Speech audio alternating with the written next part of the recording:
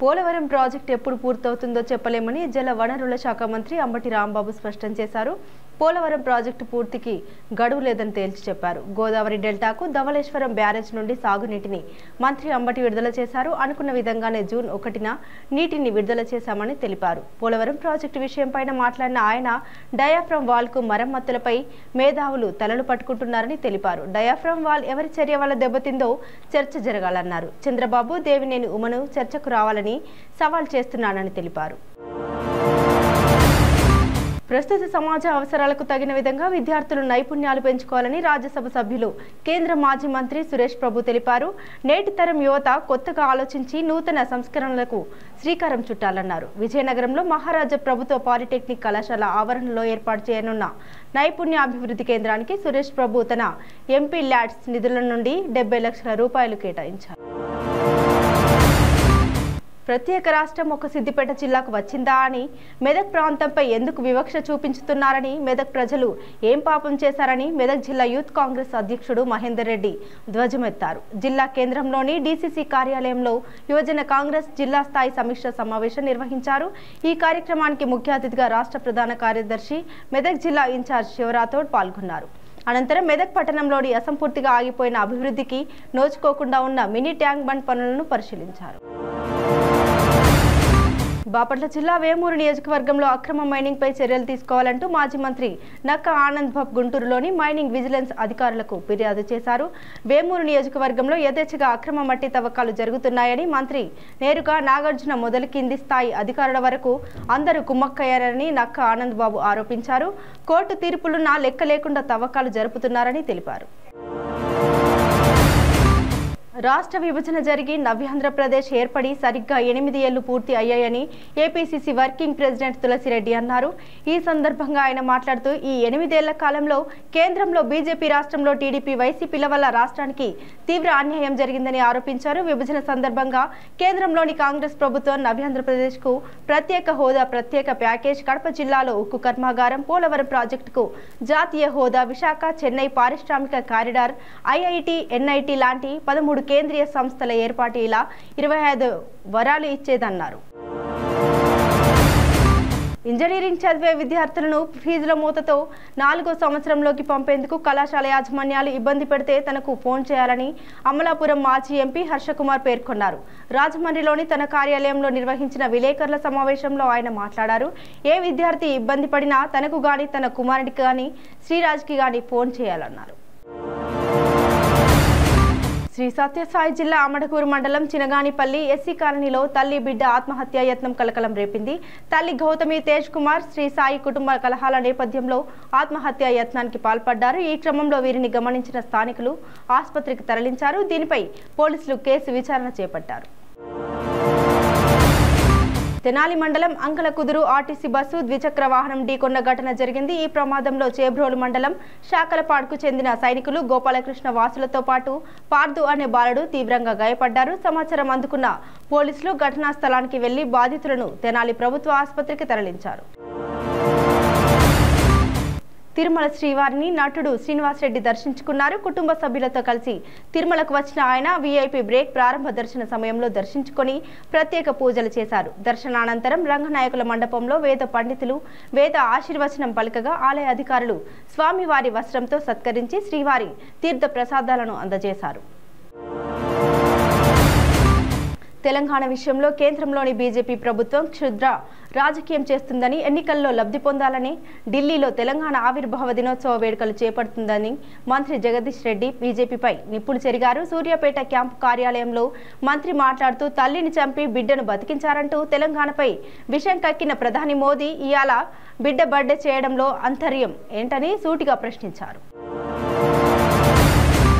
తెలంగాణలో ఆత్మగౌరవం ఎక్కడుందని ప్రశ్నించారు. YSR Telangana party chief YS Sharmila KCR పాలనలో ఏ వర్గం ప్రజలు ఆనందంగా ఉన్నారో చెప్పాలని, రైతులను దొంగలుగా సృష్టించారని ఆమె ఆగ్రహం వ్యక్తం చేశారు.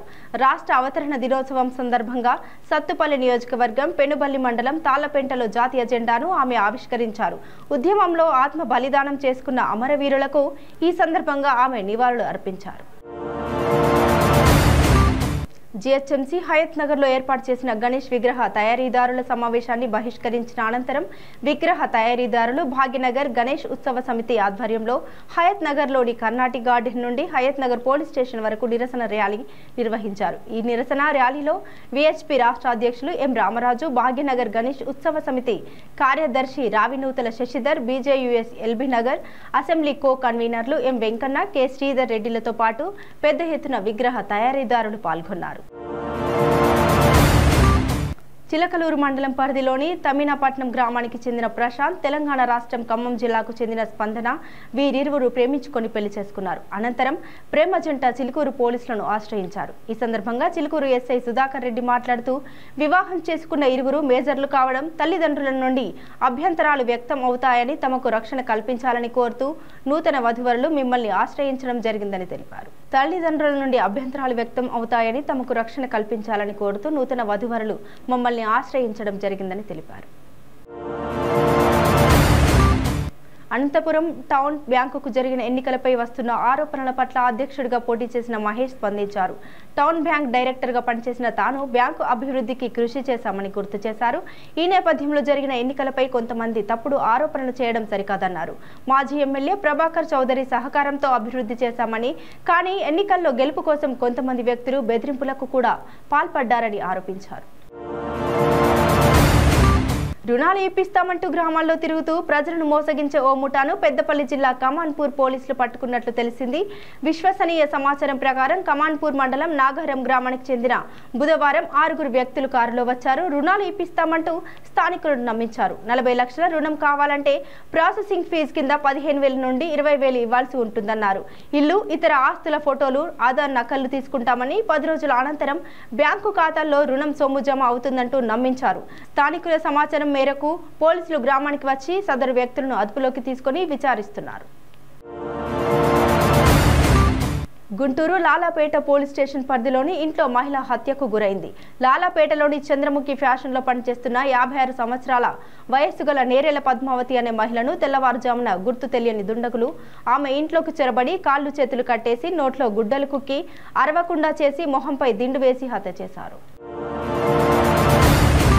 సాయి రామ్ శంకర్, అషిమా నర్వాల్ జంటగా Vinod Vijayan films, Vihari cinema house సంయుక్తంగా నిర్మిస్తున్న సినిమా ఒక పథకం ప్రకారం ఈ చిత్రాన్ని జాతీయ అవార్డు విన్నింగ్ దర్శకుడు వినోద్ విజయన్ తెరకెక్కిస్తున్నారు.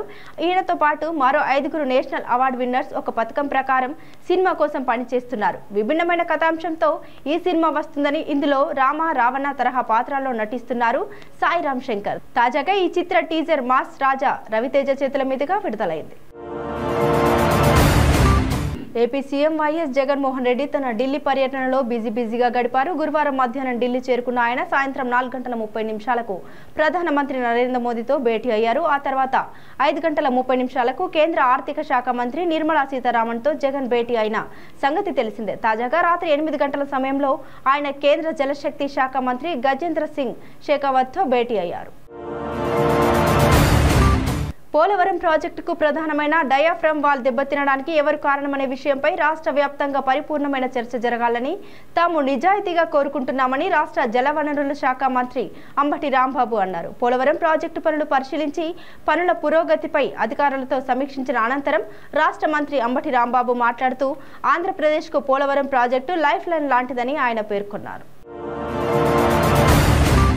దేశంలో ఎక్కడా లేని విధంగా మన రాష్ట్రంలో పేదలకు లక్షలాది ఇళ్ల పట్టాలను మంజూరు చేసి పేదవాడి సొంత ఇటుకలను నిజం చేసిన గొప్ప చరిత్ర ముఖ్యమంత్రి జగన్మోహన్ రెడ్డికి దక్కిందని పిఠాపురం ఎమ్మెల్యే పెండెం దొరబాబు కొనియాడారు. పిఠాపురం మండలం పి రాయవరంలో పేదలకు కొత్తగా మంజూరైన ఇళ్ల పట్టాలను రెవెన్యూ అధికారులు ఏర్పాటు చేసిన పంపిణీ కార్యక్రమానికి ఎమ్మెల్యే పెండెం దొరబాబు ముఖ్య అతిథిగా హాజరై లబ్ధిదారులకు ఇళ్ల పట్టాలను తన చేతుల మీదుగా పంపిణీ చేశారు. మామిడి పండ్ల సీజన్లో మార్కెట్లోకి కిలో చొప్పున మామిడి పండ్ల ధర రకాన్ని బట్టి 100 నుండి 1000 రూపాయల వరకు ఉంది. కానీ ఒక్కో మామిడి పండు విలువ అక్షరాల ₹1,00,000 వినడానికి ఆశ్చర్యంగాను విడ్డూరంగాను ఉన్న ఇది నిజం. జపాన్ దేశానికి చెందిన మియాజాకి అనే జాతికి చెందిన మామిడి పండ్లు మన దేశంలో ₹1,00,000 ధర పలుకుతోంది.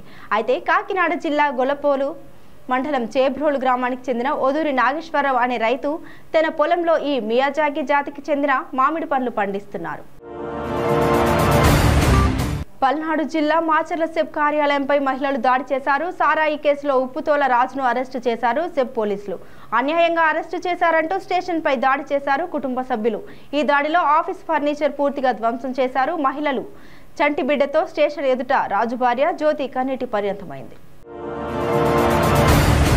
బాపట్ల జిల్లా బల్లికురవ మండలం కొమ్మినేనివారిపాలెం సమీపంలోని గిరిజన కాలనీలో అగ్ని ప్రమాదం చోటు చేసుకుంది. విద్యుత్ షాక్ సర్క్యూట్ కారణంగా ప్రమాదం జరిగినట్లు స్థానికులు చెబుతున్నారు. పూరి గుడిసెలు అన్ని పక్కపక్కనే ఉండడంతో సుమారు 30 పూరి గుడిసెలు అగ్నికి ఆహుతయ్యాయి.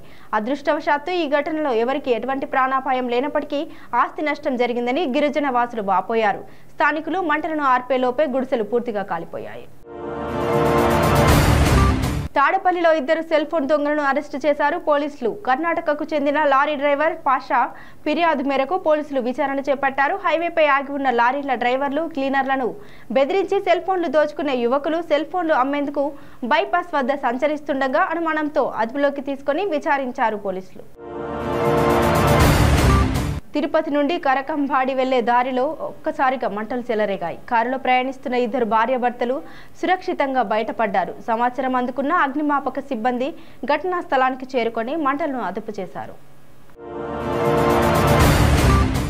శ్రీ సత్యసాయి జిల్లా చిలమత్తూరు మండలం కోడికొండ చెక్పోస్ట్ దగ్గర ఘోర రోడ్డు ప్రమాదం చోటు చేసుకుంది. హైదరాబాద్ నుండి మైసూర్ వెళ్తున్న వోల్వో బస్సు కోడికొండ వైపు నుండి అడ్డంగా వచ్చిన కారును ఢీకొట్టింది. ఘటనలో కారులో ఉన్న 2 అక్కడికక్కడే మృతి చెందారు. మృతులలో ఒకరు ఓ గ్రానైట్ ఫ్యాక్టరీ యజమానిగా గుర్తించారు. కారులో ఉన్న యువతి కూడా మృతి చెందింది. హైదరాబాద్ శిల్పారామం మాదాపూర్లో తెలంగాణ రాష్ట్ర ఆవిర్భావ దినోత్సవం మరియు గుర్జారీ హస్తకళ హాట్ ప్రారంభోత్సవం కనుల పండుగగా జరిగింది. శిల్పారామం గేట్ ఆర్చ్ ముందు కళాకారులు, గుజరాత్ చేనేత హస్త కళాకారులు G Kishan Rao special officer Shilparamam ఆధ్వర్యంలో డప్పు కొట్టి మేళాను ప్రారంభించారు.